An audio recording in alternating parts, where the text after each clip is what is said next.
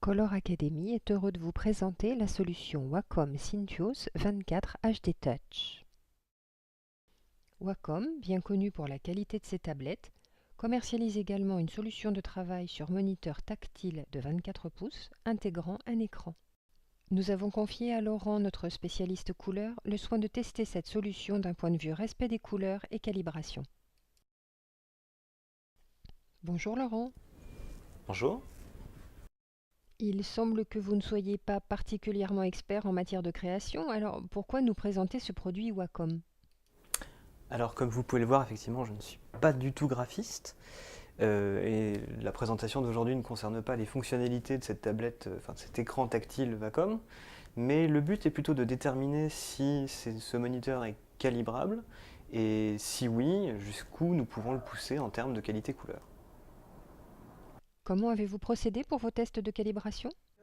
Alors, pour calibrer ce moniteur, nous avons utilisé un matériel qui est utilisé de façon très commune et classique avec des écrans art graphique, à savoir un colorimètre écran i1 Display Pro de marque X-Rite et son logiciel i1 Profiler. Avez-vous eu besoin d'appliquer des paramètres particuliers pour calibrer cette solution Wacom? Alors non, clairement non, nous avons décidé d'utiliser le matériel et la méthodologie habituelle pour tester ce moniteur d'un point de vue qualité-couleur. Je vais donc lancer la procédure pour que vous voyez vous-même la méthode que nous avons utilisée.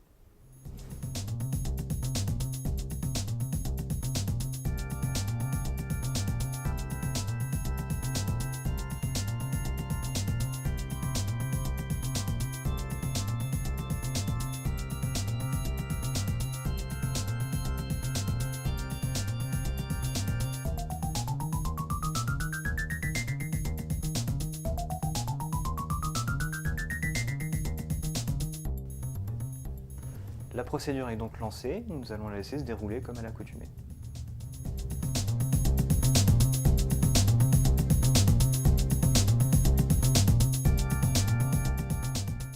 Et la calibration s'est bien déroulée? Voilà, la calibration est terminée, c'est déroulé sans incident. Nous avons utilisé le logiciel Basicolor Display 5 pour effectuer un rapport de vérification, dont voici les résultats, qui, comme vous pouvez le constater, sont tout simplement excellents et dignes d'un moniteur art graphique haut de gamme. Et que représente ce que vous avez à l'écran?